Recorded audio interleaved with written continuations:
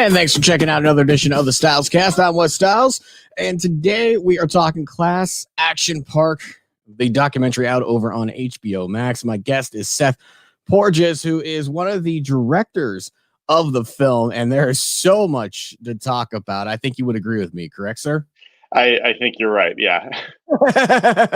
There is this documentary. Now, I'll tell you this much. I personally, no clue about Action Park until really this was brought forth. I know a couple of years ago there was a Johnny Knoxville film, and I didn't even see that one. So coming into this, seeing this film, man, the fact that this even existed surprises me. Yeah, I think it kind of surprises everybody except for the people who lived it. And not just people who lived Action Park in New Jersey, but lived their own version of Action Park. You know, one of the most amazing things I found in speaking to people who saw the movie isn't just the people from New Jersey who relate to it, but all these other people who grew up in the 80s who were like, oh, yeah, we spent our free time playing around in abandoned factories, avoiding rusty nails, diving off of cliffs, just getting into fights, like this kind of self-destructive latchkey kid existence that was so prevalent in the 80s that has largely gone away. I think a lot of those people, even if they didn't go to this action park, they kind of had their own action park. Yeah, I agree with that. I talked to several of my friends who grew up in the New Jersey area who had actually gone to Action Park itself. And I talked to them just off to the side, and they're telling me stories about this, just the mayhem that ensued in this place. And we'll get into all that here in just a second. But let's start with the fact of, did you yourself ever go to the park? Yeah, I went a couple times. I went just a couple times, and just when I was very young, which I think is why it seated itself into my head in the way it did. I had these memories that didn't square with my adult version of reality about how society is supposed to function, right? And so really the goal of this film, for which I made with Chris Charles Scott, my collaborator, who deserves all the shout outs, all the hugs in the world, was really to almost fact check my memories and figure out like what was real. Because when you start looking around on the internet, you find all these urban legends, suburban legends, rumors. It's become a myth. It's become a myth, Action Park. And our goal was to peel away the myth and see what actually happened. Okay. And you guys did a very good job. And one of the things a friend of mine told me was that the park, aside from the chaos that was there, is that it was just absolutely filthy in that place. Yeah, we don't really go into that too much in the movie. It was filthy. Think of it this way. It was a kind of, it was a water park that was built up pretty quickly on the side of a ski slope and suddenly became so popular. Basically, the more people heard about the danger and the chaos and the fact you could do whatever you wanted at this park, the more people came, because it was like, for many people, kind of a liberating experience to be able to do whatever they want without anybody telling them no. But they didn't have enough bathrooms there, So this place became so popular. They started advertising on TV. They would have tens of thousands of people coming on busy weekend days, just a couple bathrooms. And that adds up to quite a mess, let's just say. Yeah, that and the injuries, the uncleaned going back into the waters that weren't even really pools. Looking at this documentary, I think maybe outside of the wave pool itself, I think that was like the only pool. Everything else is like a pond that they built. It was a mixture of all that stuff. And you had sort of the side effects of some of the more natural bodies of water definitely came into play.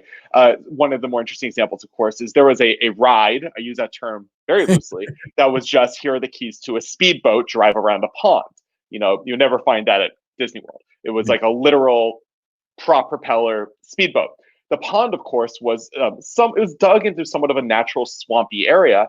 And it was just infested with snakes, just tons of snakes floating around. And they're constantly just there. And so people would flip into this water that was just murky with spilled gas and oil, because these boats were not kept in the best state of repair, and dead fish, of course, as well. And then just snakes slithering everywhere. And that kind of stuff happened at there's different versions of that at various attractions, but the natural setting was a definitely unique feature of the park. Yeah, to say the least. You guys go into the fact of the murky water there with that particular ride, and even the snakes, which I'm scared deathly of and have no problem admitting to it. So no thanks. I have no. If Indiana Jones is afraid of them, you're allowed to be afraid of them. Thank you. Yeah. Someone can finally justify that for me. Yeah.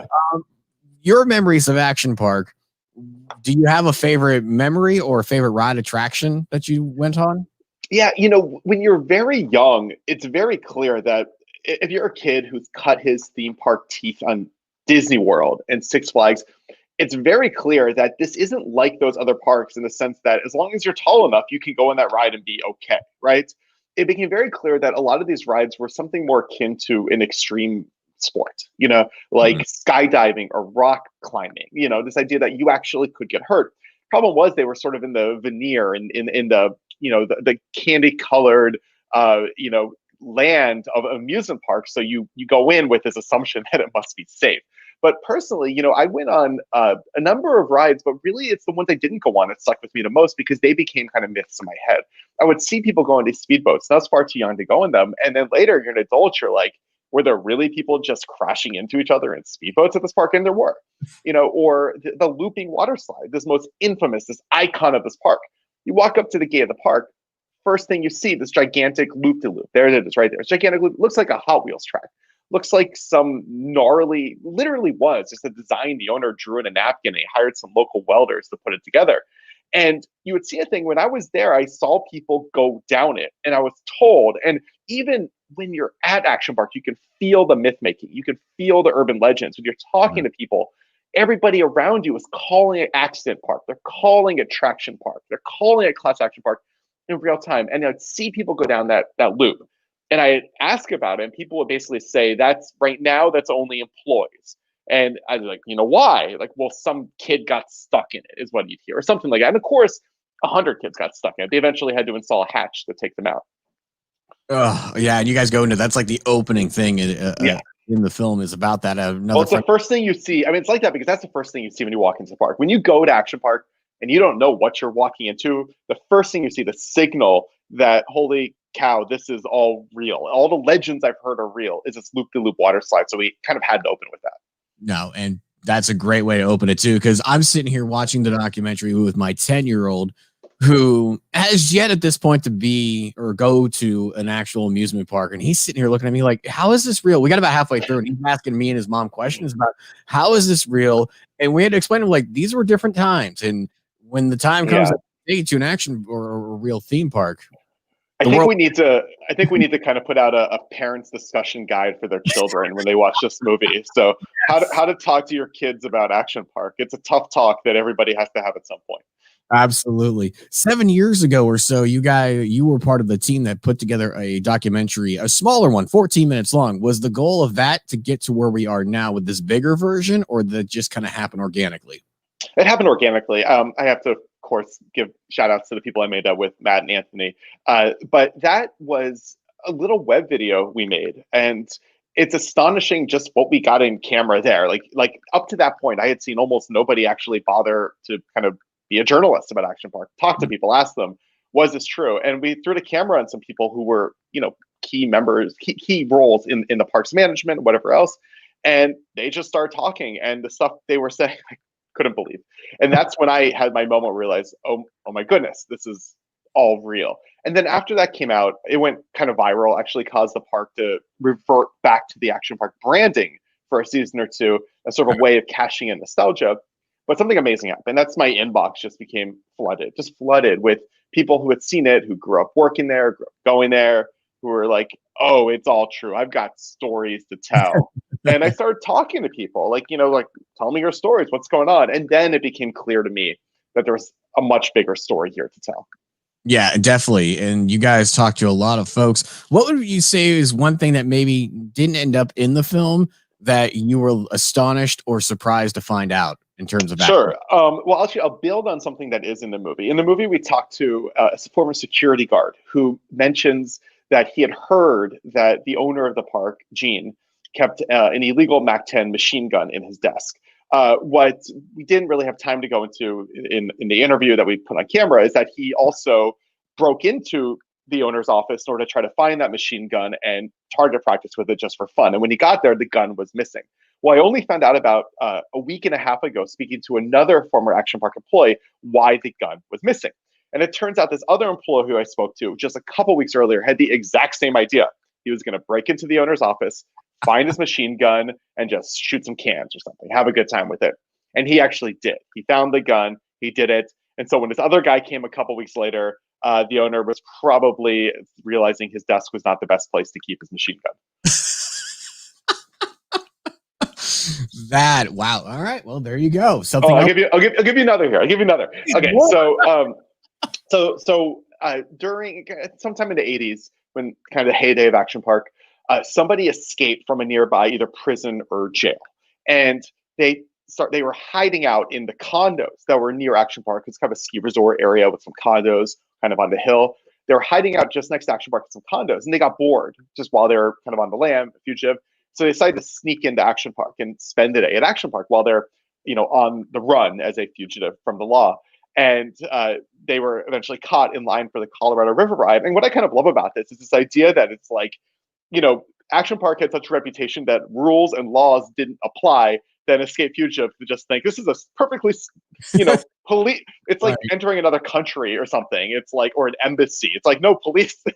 Nothing. Your rules and laws don't apply here. That's crazy. Another friend of mine told me about how his mom never quite understood or knew about the park because she had never taken him, but he would go there with school class trips. Like, there's a lot of that. Church trips, school trips, summer camp trips, a lot of that. And I think that's how a lot of kids ended up there because parents, many of them knew better. But, some of the people we spoke to in the movie, they're basically like, my parents would not let me to go to Action Park. I ended up going because I snuck out and biked 15 miles to go there, or I ended up going because my friends took me there, kind of thing. Like, one of the things I was very interested in when I was researching this topic is understanding why my parents took us to Action Park. Like, what were they thinking? And so I asked my mom, what were you thinking? And she told us that they were advertising on TV, and it made it look like a kind of family-friendly, fun place to spend the day. But I asked her again. That explains the first time we went. Why do we go back? So yeah. Yeah, and you're in the short doc. I just watched that before we got together here, and it's like, there'd be a shirtless dad with a Budweiser walking around. Like, yeah, that's totally a family-friendly park. Not just a shirtless dad, a shirtless teenager with a Budweiser walking around. I mean, like, the alcohol was very free-flowing, and the IDing was lax, to say the least. Oh, yeah, and they did Oktoberfest and all these big festivals at the park. Constant. Yeah, the owner actually created one of the first microbreweries in the country. He went to Germany, basically scouted out a brewery and a brewer, and had the whole thing dismantled and shipped to New Jersey. He liked to claim that everything but the water came from Germany for that beer. And according to the book that was just released by the owner's son, that brewer who they brought in actually supposedly was the personal brewer for Adolf Hitler before coming to Action Park. Oh, well, you know what? It would only be fitting considering Action Park. There's every story about Action Park has some. You're like, I think I know where. No, I don't know where this is going. No. Yeah. There's a lot of footage in the film. You guys also do a lot of animation. Was it hard to find the actual footage from those days? Because the park, it ran almost 20 years, but in its heyday of the issues, I'm sure there wasn't a lot of stuff shot there.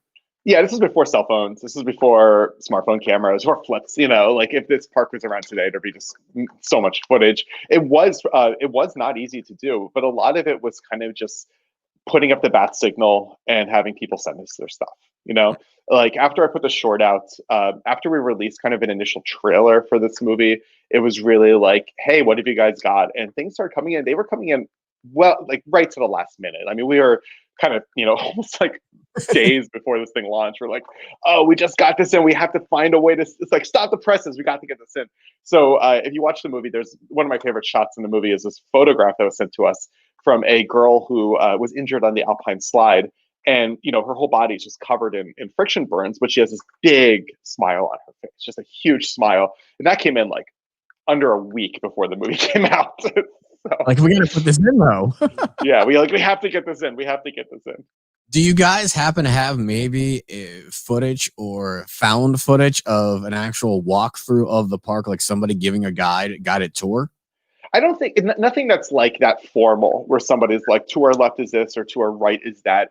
But we have a fair amount of footage that was recorded from the former director of operations when he basically got a new video camera and was testing it out by walking through the park and going up to a lot of rides. So that's how we have a lot of the more, let's say, rare footage, there's a fair amount of stuff of things like the Tarzan swing, where people take a rope and swing into this pool of water, because that was kind of an exhibitionist ride in the first place. People were like showing off, they're doing flips, they're maybe yelling obscenities. And so that's like a good photo spot. So there's a fair amount of footage of stuff like that. But then when you get to things like the looping water slide or the battle action tanks, where people would drive around in these homemade motorized tanks and shoot tennis balls at each other. Finding footage of that stuff kind of felt almost, like a holy grail moment to us.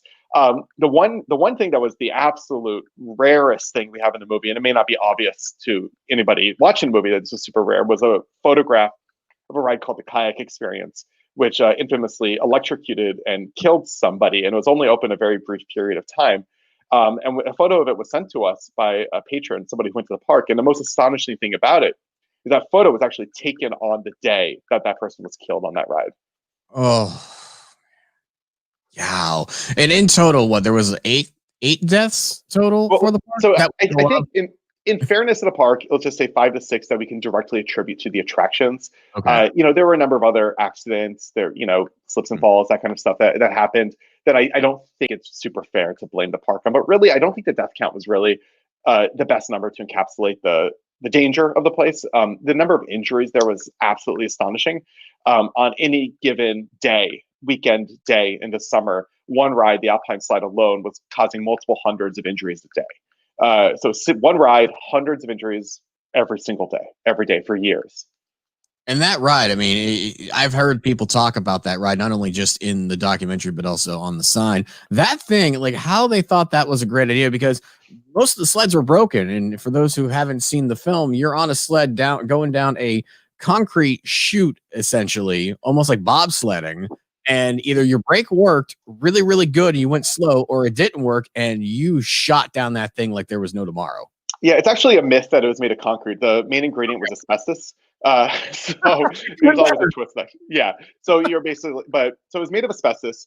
And there are alpine slides at other places in the world, oftentimes at kind of ski resorts. This one was different. It was one of the very first of all. They got it from this German company that went, last from Germany, the park, who went and built it for him. And they didn't really model it well. They didn't plan it well. And so people were just constantly flying off that thing, constantly, all day long, hundreds of people a day.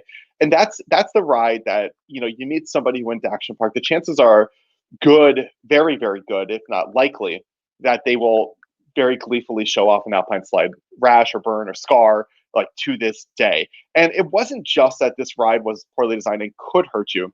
It's that people tended to increase the risk through their own self-destructive behavior.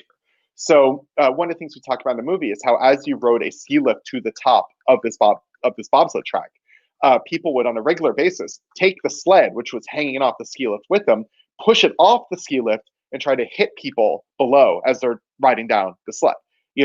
Nobody has to do that, but they do, and people get hurt because of things like that.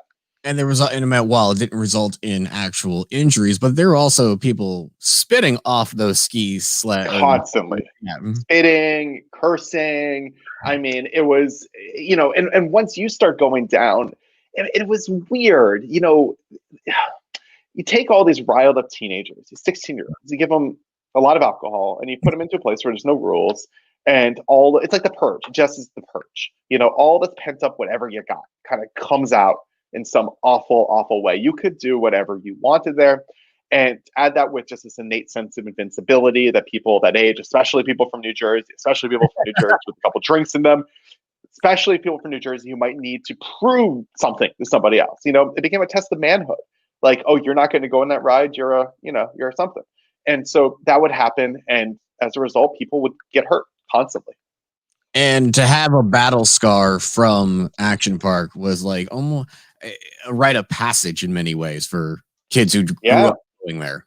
Yeah, people would come to school Monday or the end of the summer, and you just see people bandaged up. You'd see scars. And, as people in our movie say, it's like, oh, yeah, Alpine Slide. Oh, yeah, Action Park. You just knew. You come back to school in Jersey. Oh, yeah, that's an Action Park injury. And then you'd show it off. You'd be proud of it.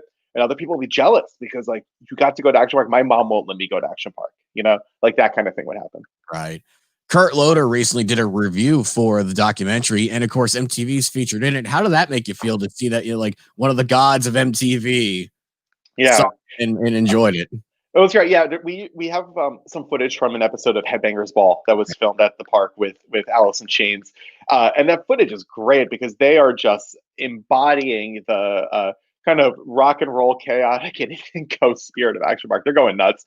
And if you think the employees aren't going to tell a 14-year-old, "Oh, don't do that. That's dangerous," they're definitely not going to tell Alice in Chains, "Don't do that. That's dangerous." Right. But the relationship between Action Park and MTV was actually greater than that. We don't talk about it in the movie, but in 1994, I want to say it might have been 93. I think it was the second year that MTV had the MTV Beach House in the Hamptons. And this was this annual thing where they take over this beach house, have a bunch of DJs out there, have some bands play. It was like a big all summer thing they would do on MTV in the 90s. They wanted to build a stupid, not up to code, unregulated water slide. They would go from the roof of the beach house into the pool. They want it built in like 4 days, right? They got this thing. We got to get this going. Who are you going to call? You're not going to call some legitimate ride company. You're going to call Action Park, right?